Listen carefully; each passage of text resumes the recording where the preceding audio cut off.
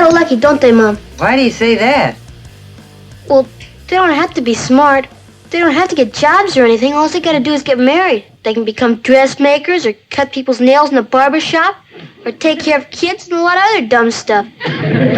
All right, so rule number one, don't leave it to Beaver when it comes to your view on marriage. Times are changing. Ladies can do stuff now. And you're going to have to learn how to deal with that. If you don't already know me, my name is Tony Galati. I am an iron rep for Men of Iron. My job is to provide tools and resources to help equip men to engage in leadership, seek accountability, and to pursue mentorship. Today we'll talk about what a healthy marriage would look like according to the Bible. That'll be our first session. And then we'll have 4 more because we have 5 Mondays in July. So I get to talk to you for 5 different sessions. Second session will be what prevents us from having and maintaining a healthy marriage. And then we'll go to some tools for a healthy marriage and finish it off at the end of July with living it out. What does that look like? And challenges and resources. Man, I hope I could encourage you guys. This is a passion of mine. So, let's get it. So if we are going to look at the definition of marriage, a lot of people are familiar with Ephesians 5. Wives, submit to your own husbands as to the Lord, for the husband is the head of the wife, even as Christ is the head of the church. Now, the church submits to Christ, so also wives should submit in everything to their husbands. All right. Go to verse 25. That was 22 there. Verse 25, husbands, love your wives as Christ loved the church and gave himself up for her, that he might sanctify her, having cleansed her by the washing of water with the word, so that he might present the church to himself in splendor, without spot or wrinkle or any such thing. Verse 28 says, in the same way, husbands should love their wives as their own bodies. He who loves his wife loves himself, for no one ever hated his own flesh, but he nourishes it and he cherishes it, just as Christ does the church. I really think we need to focus on that verse 25. Husbands, love your wives as Christ loved the church and gave himself up for her. So we know what that means, right? He gave himself up for the church. He died for the church. He died for us. The church is not a building. The church is not the church you go to every Sunday. The church is us. The church is the body of Christ. It's all of us, unified. At least we should be. So if you think about it, Christ died for all of us, and he took, he was tortured, he was whipped, he was insulted, he was mocked. So if we're supposed to love our wives like Christ loved the church, which is sacrificing his life for it, does that give us a little bit of a different view on what our role is? Hopefully. But I did say I was going to define marriage a little bit. What a healthy marriage is. That's what I want to do today, is just tell you what a healthy marriage is. You want to know what a healthy marriage is? A healthy marriage is when you have 2 healthy people that love each other and want to spend the rest of their lives together.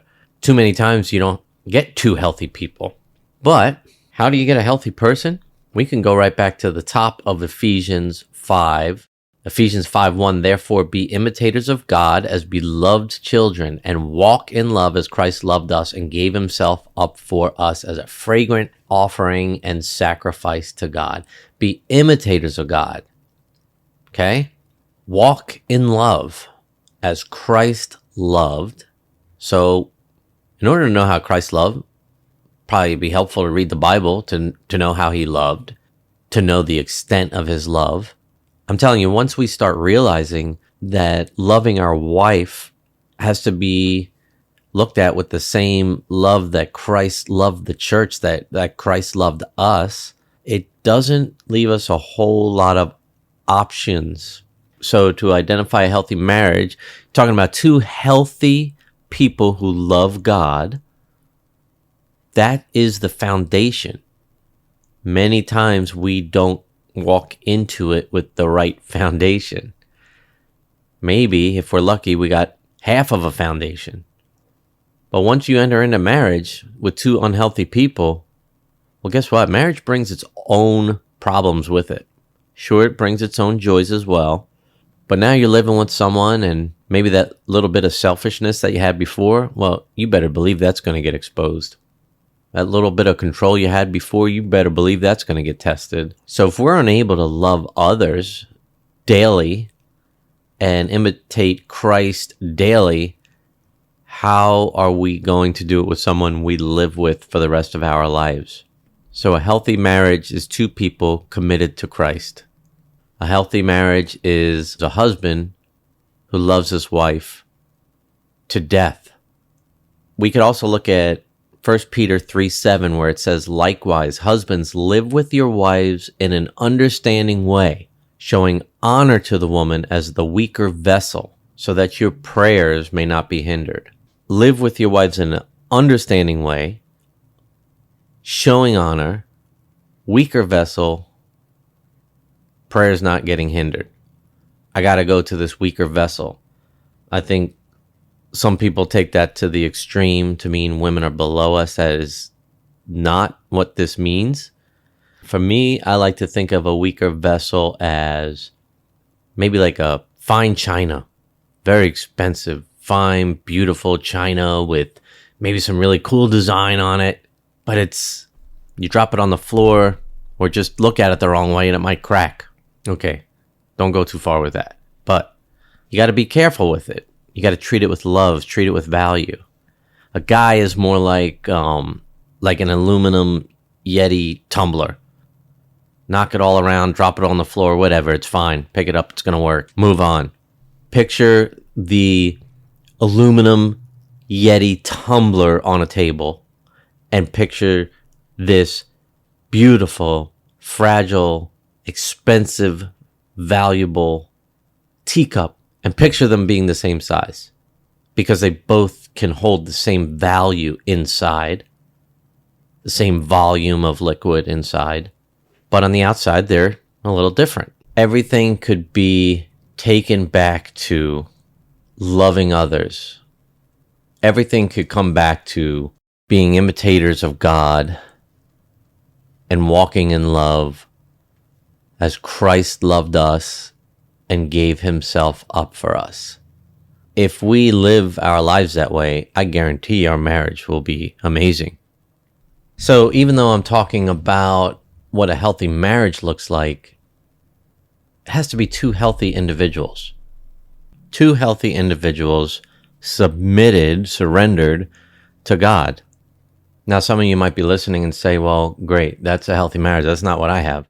Well, then good, because I got 4 more sessions to go, and I'm going to give you some tools and resources. And hey, listen, in no way have I arrived or have I perfected this. There is such a thing as grace, and there was one perfect man on earth, and that was Jesus, and that's not you. But you can strive to be an imitator of him, and that's what I'm hoping we're going to do throughout this next month. So next week, we're going to talk about what prevents us from having that healthy marriage. What gets in the way? What are the major things we deal with? If we're there, how do we keep it? If we're not there, how do we get there? And for the person who's listening and feels like it's over, maybe you even filed divorce already, but it's by no accident you're listening to this. Do not put limitations on God.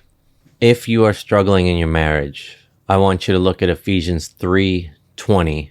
Write it down, carry it around with you. Never forget this. Now to him who is able to do far more abundantly than all that we ask or think, according to the power at work within us. Far more abundantly than we ask or think. Remove your ceiling. Allow God to tell you how far he can go. Allow God to show you what he can do.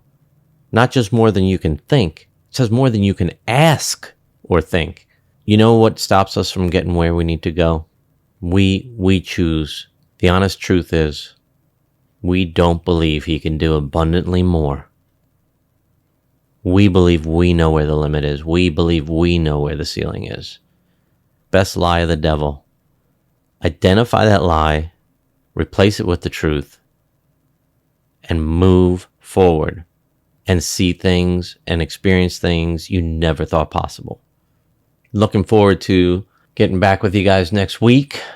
Please feel free to reach out and I could provide you with some resources. Men of Iron has many resources and I'll be happy to talk to you myself. Tony G at menofiron.org. You can get on our website, menofiron.org. And if you need something to read in the meantime, you're struggling with your marriage, or you just want to up your game a little bit, Sacred Marriage by Gary Thomas. Listen to this tagline. What if God designed marriage to make us holy more than to make us happy? What if God designed marriage to make us holy more than to make us happy? Let me tell you something. Anytime I look to my wife and get frustrated, or there's things that are bothering me, and they could be legitimate things, I go to God, I talk to God, and you know what? I've got things to work on. He is making me more holy.